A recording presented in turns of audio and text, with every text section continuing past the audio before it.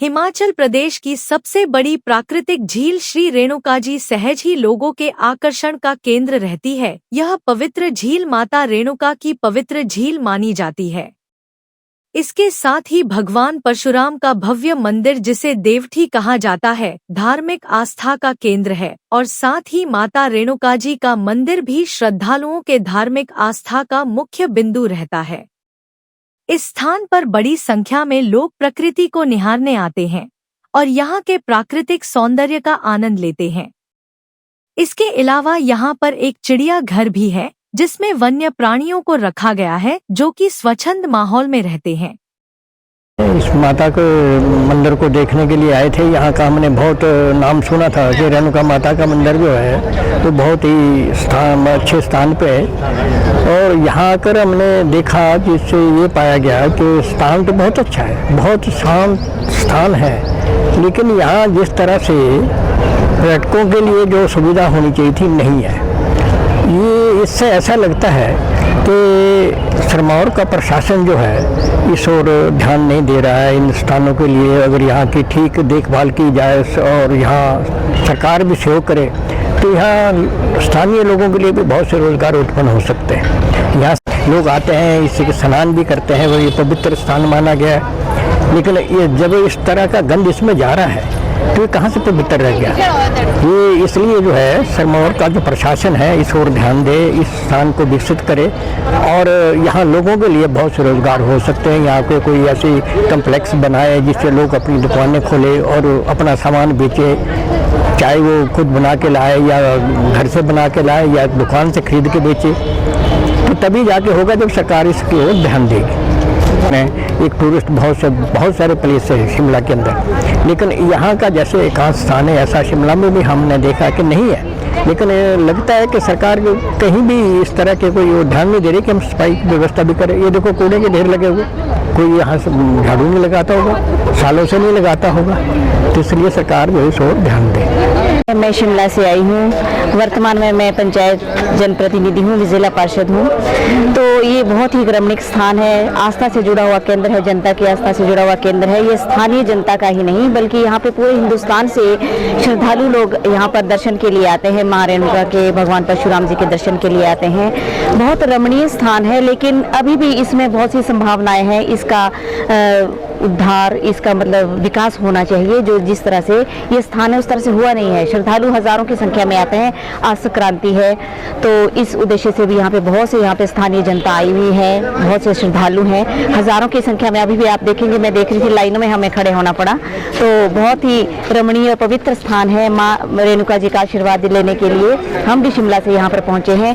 यहाँ पर ये माँ रेणुका जी की सुंदर झील है, लेकिन इसमें भी सफाई व्यवस्था उचित रूप से नहीं है जिस तरह से होनी चाहिए। यहाँ पर छोटे छोटे बच्चे भी आते हैं और बच्चों के लिए भी एक उचित व्यवस्था नहीं है। एक पार्क का, एक अच्छा जो पार्क है बच्चों के लिए होना चाहिए, ताकि यहाँ पे प्रशासन और सरकार से यही निवेदन रहेगा कि यहाँ पर जो संभावनाएं हो सकती है वो करे, किसी की आस्था को भी ठेस ना पहुँचे।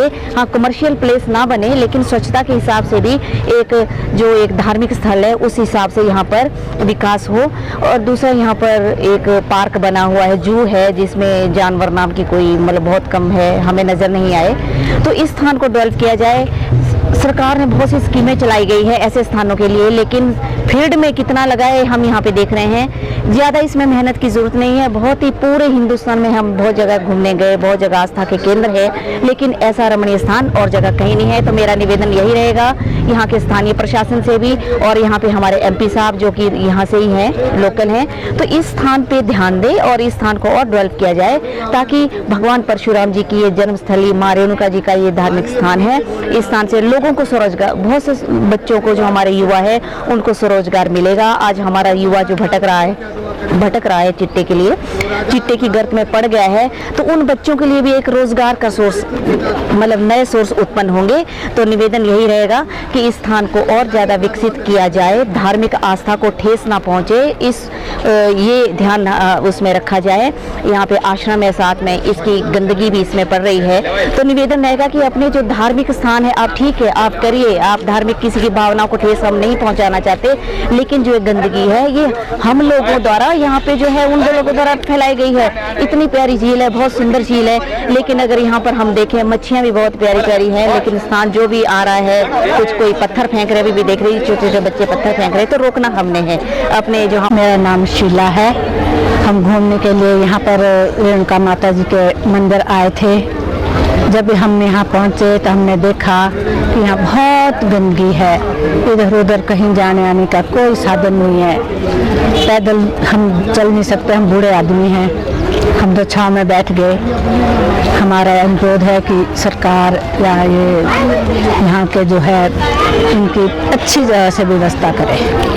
कुमार, और मैं यहाँ अब आया हूँ मतलब कि 4 साल से। तो पहले यहाँ पे सुविधा थी, कुछ सुविधा थी अब, लेकिन बट ये मतलब ना अब ये ई रिक्शा वाले होते हैं तो मतलब अब नहीं कर रहे हैं, ये चलाते नहीं है, पता नहीं क्या कैसे इन्होंने बंद कर दिया है। और जो बुजुर्ग हो गए, बेचारे बुजुर्ग हैं, उनके लिए मतलब कि प्रॉब्लम खड़ी हो गई है। मतलब जैसे मदर आए थे, मेरे मदर भी ऐसे ही बिना उसके मतलब चले गए, जा रहे हैं हम मतलब कि।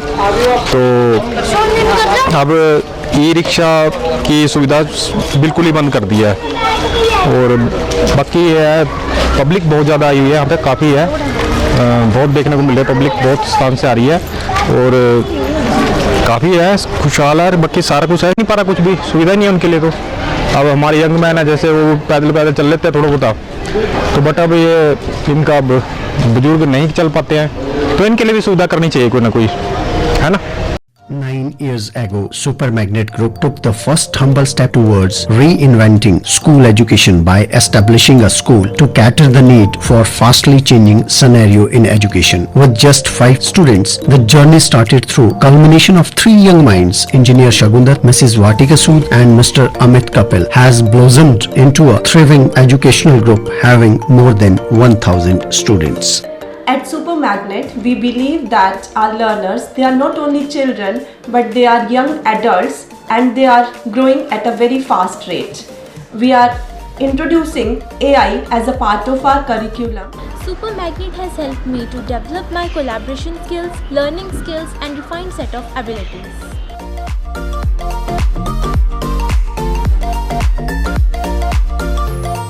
I have the opportunity to be the captain of our school team.